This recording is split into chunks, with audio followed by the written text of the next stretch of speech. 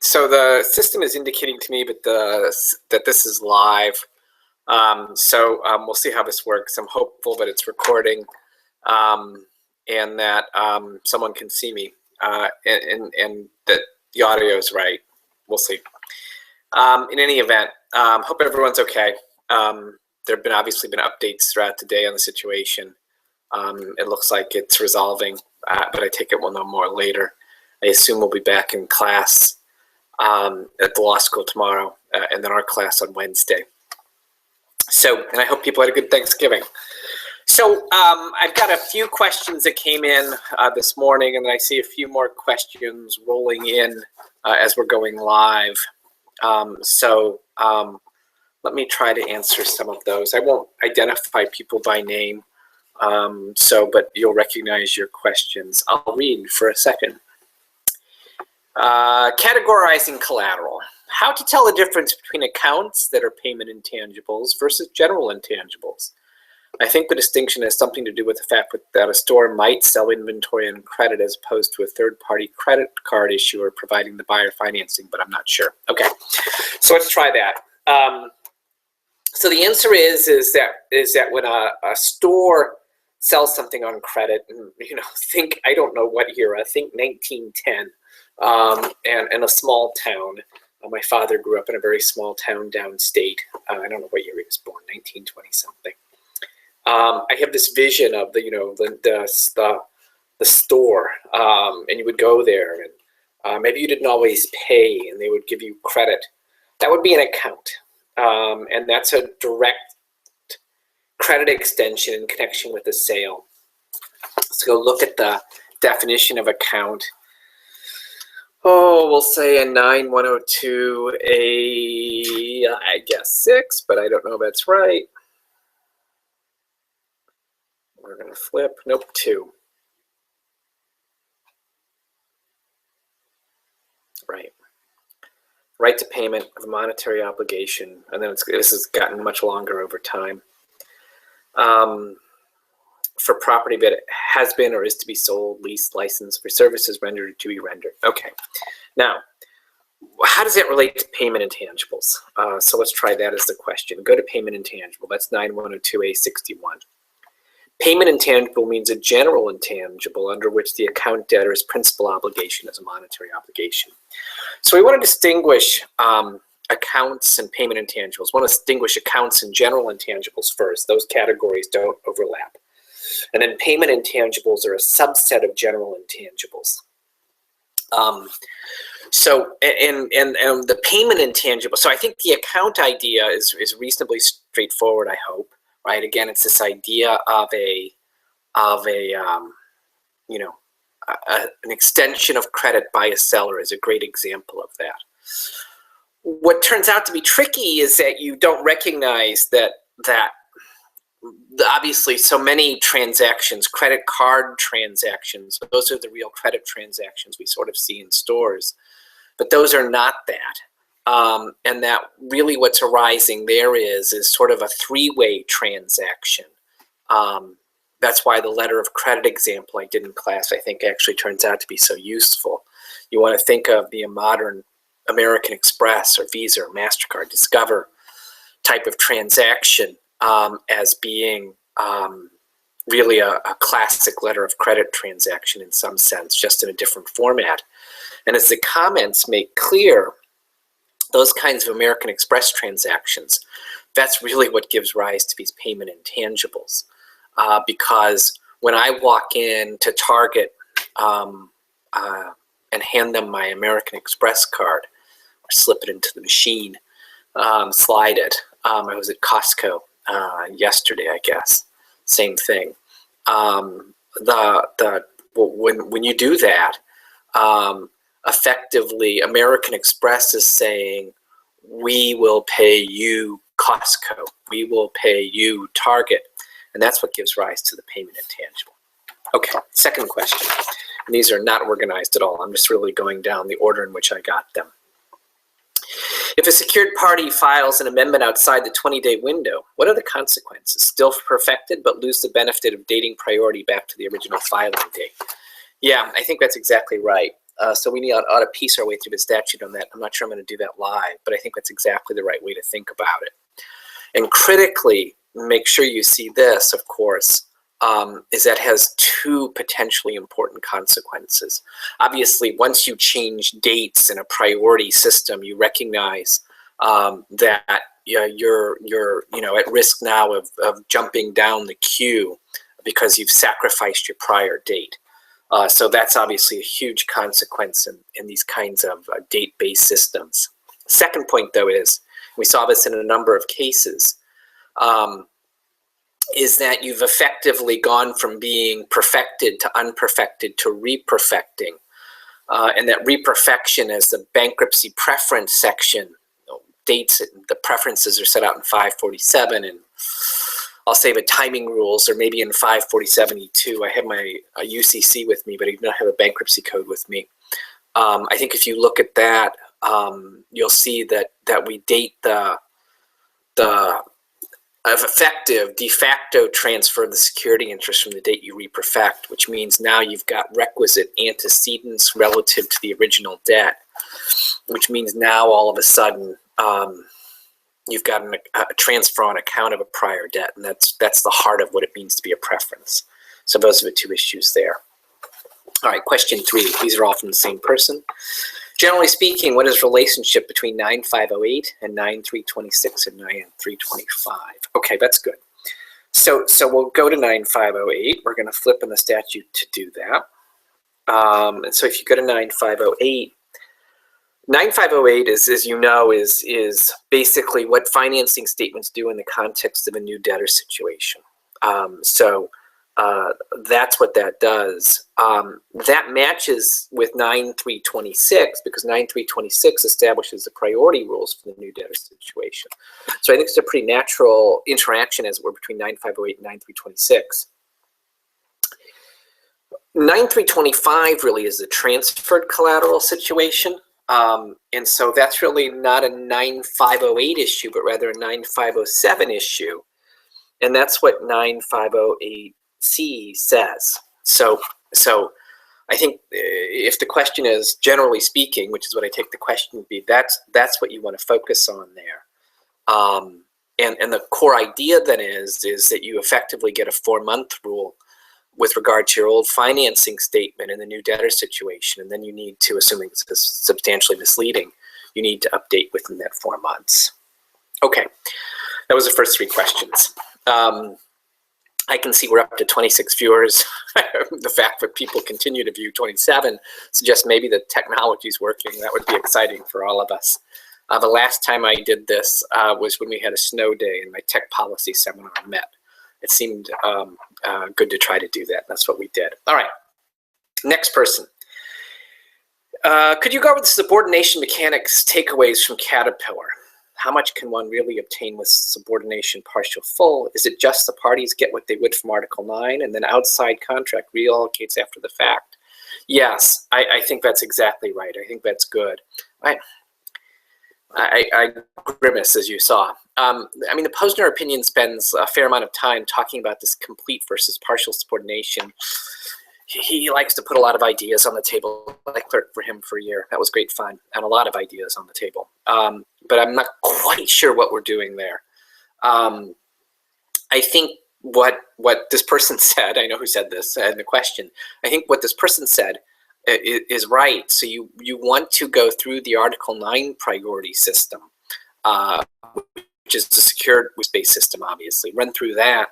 And then what you want to do is then turn to the contracts and say, okay, what do the contracts say about how we settle up after the fact? So I think that's exactly what you should expect to happen there. And the big picture on that, what you shouldn't think would happen here is that you could, through these kinds of subordinations, especially after the fact subordinations, somehow jump the queue. That would be a surprising result. And Posner, I think, says it doesn't happen. Not having that happen is the right result. And in that sense, now you know more. That's very much in the spirit of Fretz, I think. Okay. Also, could we review the negative pledge in Mudge? Is the pro rata solution how the court would actually deal with this, or is it just that we think that this is the best way? Okay, so the negative pledge and MUDGE, review, not quite sure what to say. Here's, I guess, what I would say. I mean, the question is what power the negative pledge should have. And you have to recognize that the existence of the negative pledge doesn't create, as it were, third-party beneficiary status for other unsecured creditors. So nothing in the existence of a negative pledge shouldn't, for example, prevent a secured creditor from taking a security interest and jumping ahead of garden variety unsecured creditors. So you have to have that idea in mind. And then if you have that idea in mind, you say, okay, so that sounds right. And so the existence of a negative pledge doesn't change any of the, as it were, priority disputes between non-beneficiaries of the negative pledge. So what do we do with it then? And I think what we do, and it's, I don't know if you call it the pro rata solution. Maybe that is what you want to call it. Maybe that's what I said. What I did there, and there's no law on this, just so we're crystal clear. We're just all sort of trying to make sense of what might make sense. There's no law, though. What we want to, I think, do there then is as it were, is sort of just what we did. Vindicate the security interest regime and then treat the negative pledge as effectively a contractual parity regime between the secured party and the negative pledge holder. And that's really the pro rata thing I did in class, I think. Okay. I should say, if these, you go, oh, I asked you a question. That wasn't really an answer. I hope it was an answer. You should obviously feel free to come see me separately. All right, on to the third person. And this is a question about EPNP, the effective perfection, non-perfection priority, which is a choice of law rule. And the question was something like, well, are 9320 and 9317 EPNP rules? I want to say the answer to that's yes, but I want to say other things are as well. So, and I think you need to sort of go through it, almost provision by provision. So 9322 is clearly a priority rule. 9201 is a kind of priority rule. So I think it's actually a broader set of things than just 9317 and 9320. All right, second question from this person. In Pearl River, the court looks at Louisiana 9316A3. Is this choice of law made because Louisiana is the law of the forum? I don't have the book with me, or my materials with me, I should say. I'm going to say yes. I think that's right. That would make sense. So I assume the answer to that is right. Okay, question 3. The official comment to 9203D2. Some corporate laws provided. Let me just read. The official comment to 9203D2. Some corporate laws provided that when A and B merge, the surviving corporation B succeeds the assets of its merger partner and has liabilities of both corporations. Some people have questioned whether A's grant of security interest in its existing and after acquired property becomes a liability of B. Oh, this question goes on for a while. I think the big picture idea of the question is an inconsistency maybe between the comments and the text of 9203D3. And the circumstances at stake is when corporate law doesn't say that you've become bound. Are there circumstances under which you would become a new debtor?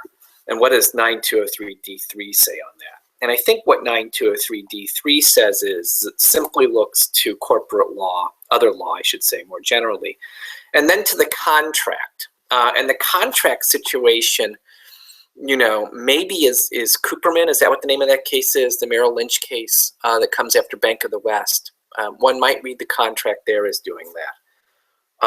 But otherwise, if the contract doesn't do it and applicable law doesn't do it, I don't know that Article 9 does it on its own. Okay, next question from that person. What is the categorization of a contract as original collateral? Is it a general intangible? I think the answer to that is generally yes. I don't know if there are any exceptions to that. I guess I'd have to think that through. But yes, that's the place to go. All right, now I need to look at the new questions that have rolled in. So let me try to do that. Can't get into the system. Here's a question. All right, I can read the question. I can't see me, so I don't know what I look like, and I assume you can continue to see me as opposed to the question. Perhaps it's because I haven't seen these agreements being played in real time, but I am having a bit of a trouble envisioning why a secured party with a prior position would create a subordination agreement with another lower secured party. Why do these lower secured parties offer what do these lower secured parties offer the higher priority secured parties in exchange for the subordination agreements? So that's interesting. So I'll say, I think sometimes the way you see these done, and I don't know if I know how they're always done, but sometimes the way you see these done is you really see all of this being created simultaneously. So it is fair to say that in class, maybe we've talked about people doing subordination after the fact. But in many cases, you're effectively putting together multiple pieces of a capital structure, and everyone's sort of, simultaneously setting interest rates and other deal conditions as part of that. So I think that's the most natural way for these sort of subordination situations to arise. That I think makes sense of that. You still have to ask, well, why do people prefer different parts of the capital structure? We talked about that in class. I don't think I have an answer to that. I am still a bit unsure as to which type of subordination method courts use. Do courts just use whatever method seems equitable? No, I want to say it's based on the subordination agreement. So, and that goes back to the answer to the earlier question. Article 9, I don't think has an independent sense of subordination agreements. I think it's strictly a contractual question. All right, let me go to the next question. And I see something else. Yeah. Let's only go to this. So 2 questions. In terms of rights in the collateral, if I have a lease copier from someone and then take out a loan secured against the copier or my lease interest in the copier, can a secured party ever get more than what I have in the loan? I assume they cannot, but the casebook suggests near page 95 that they may be able to. All right, so I'll have to look at what the casebook says. I don't know what the casebook says offhand, to be honest. There are, we haven't identified any situations like that.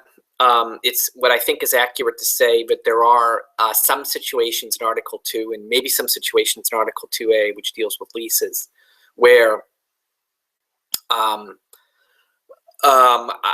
someone can give more than they have because the person who is going to do that, someone effectively has given them the appearance of being able to give more than they have.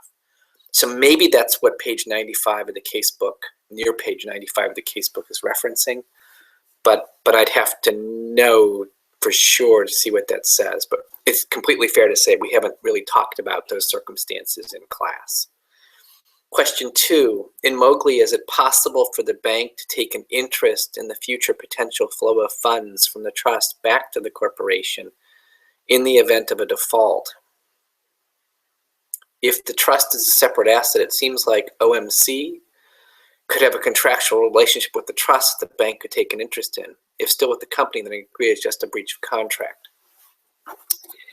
If I understood that, I'll say the answer to that is yes. So you certainly see secured parties do this kind of thing. So we've talked a little bit about preferences under Section 547 of the Bankruptcy Code in passing. I don't think it's unusual for secured parties to try to take security interests and preference recoveries. Whether that's going to work is going to raise some bankruptcy issues, is going to raise some Bankruptcy Code 552B type issues. But, if you're a secured party, you write it up front, you fight about it after the fact. So I think the answer to that is yes, if I understood that.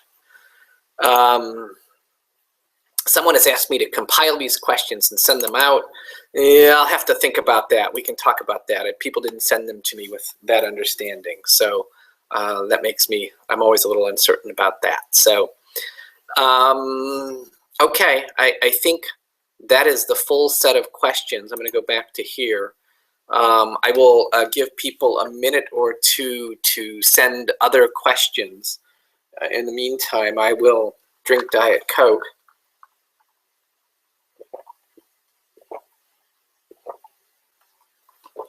And see if anything else rolls in. And my expectation is if this has gone well, that I will be able to post this, that it will record, and then I can post a link to it from YouTube. So I see people vanishing, so that means maybe we're done. I'm going to flip back over here for just a second. Okay, I think we're done. So I hope this was useful. I'm actually interested to get feedback on the technology itself. I hope everyone's okay. And as I said in the email, eager to see you guys in class Wednesday. Okay, bye-bye.